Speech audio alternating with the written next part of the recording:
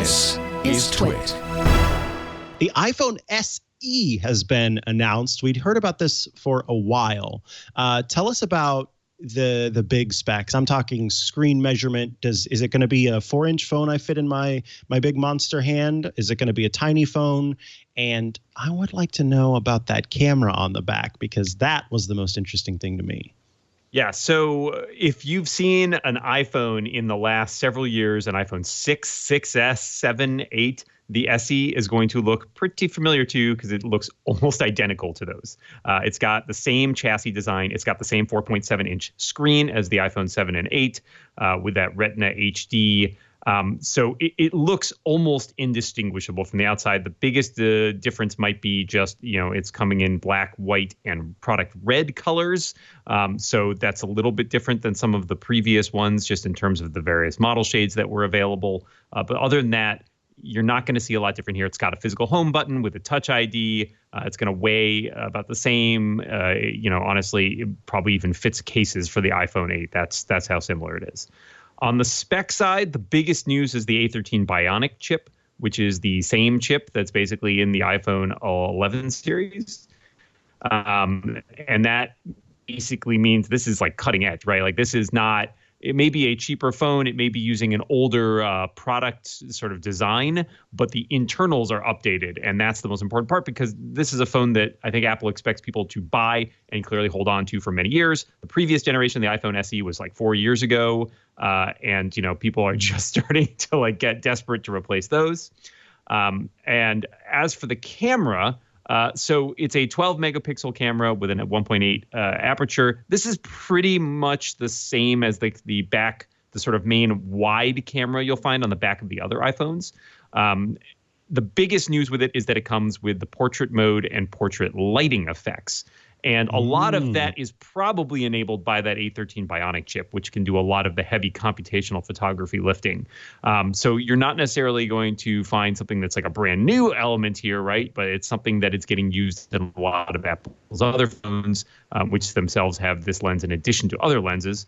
I think previously the iPhone XR, 10R, gosh, even I can't remember, had the portrait mode with the one lens, unlike a lot of the other iPhones required multiple lenses and sort of interpolated data from both of them.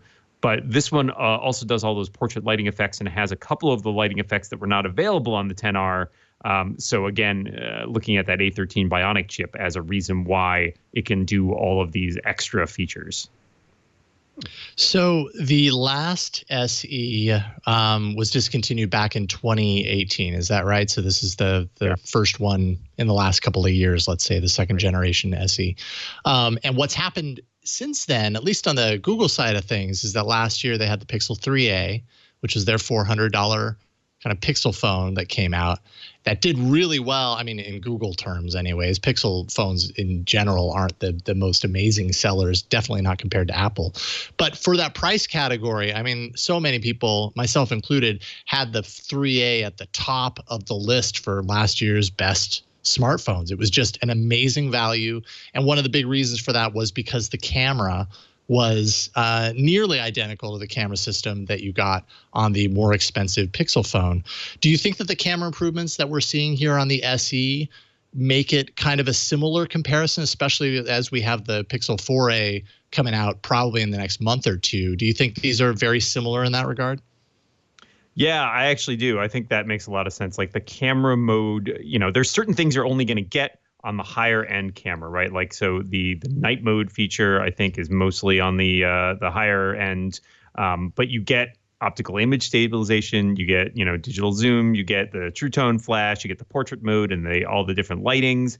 Like, you only have one lens, right? So it can't do sort of the ultra wide and other types of telephoto and things like that. But, this is the lens that iPhones have had basically, right? Like when they had only one camera, this was the camera they had pretty much. So, if you're upgrading from a 6 or an iPhone 7, then you're going to find a lot of improvements, and you're not probably going to notice as much because you're not coming down from, say, an iPhone 11 or an 11 Pro, which has a lot more options in that. So I think you're right. the value is high because not only does it provide the camera that most people use for most things, it provides the features that they want, and it provides at a great price.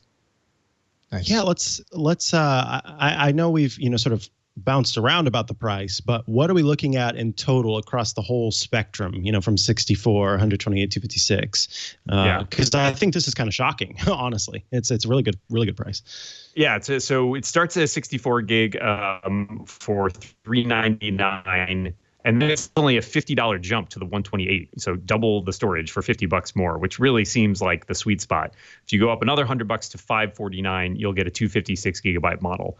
So it's not, in the older days, especially that first generation of SE, there was often a feeling of sort of nickel and diming because it was a very low amount of storage for the introductory rate, and they really wanted to upsell you. Whereas 64 gigs is a pretty reasonable capacity for a lot of people. Especially those looking for the most affordable phone. And, if you can afford to spend that extra $50 to double the storage, then I think you're going to be very happy with that indeed. Nice. So 3 colors with this one, the product red, the white, and the black. Are these standard colors and displays that we've seen in the past? Typically the white one, I think, would have a white front, but the white one has a black front now. So do all 3 of them offer that black display on the front? Yeah, I think they're all black on the front. I haven't seen them in person, but I think that's sort of the idea, and that the back has sort of that same kind of aluminum glass finish that you'll see on things like the 11 and the 11 Pro, but without the same colors. Obviously, the 11 Pro had that midnight green color, but I think both the sort of black. It's actually a black. It's not a space gray for once, which is also a bit of a change. But you'll have that sort of like same uniform color on the back, as opposed to earlier models like the 7 and 8. I think you tended to get more of the sort of like silver color or gold metallic tones. So ultra wideband chip is not in this, which it is in the most recent iPhone 11. Interestingly, that UWB chip is also not in the most recent iPad Pros. Anything to read there? Is this a technology that maybe is not meant to be Apple experimenting across its entire device space, or are we reading too much into it in that way? I think that's a great question.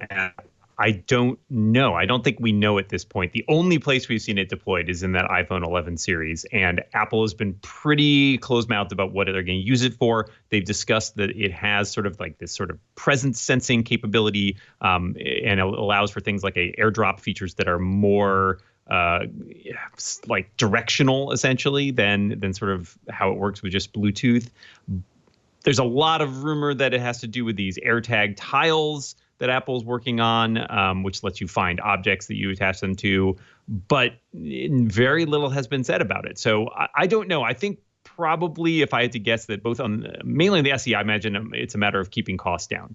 That's a new technology. It's one that hasn't been broadly deployed, and it's one that we don't really know a lot about the use cases for. So even though Apple might want this to be sort of a long-term phone that people buy, maybe they just felt like it wasn't there yet. On the iPad side, I don't know. Not everything that makes it into an iPhone always makes it into an iPad either, right? Like 3D Touch never made it into an iPad. So perhaps this is a case where Apple's really envisioning a use case that involves the iPhone, a device that you're going to be, carrying with you everywhere you go. So that would be my best guess, is that it has to do more with where Apple sees this technology going, and maybe it's a much more limited use case than we originally thought.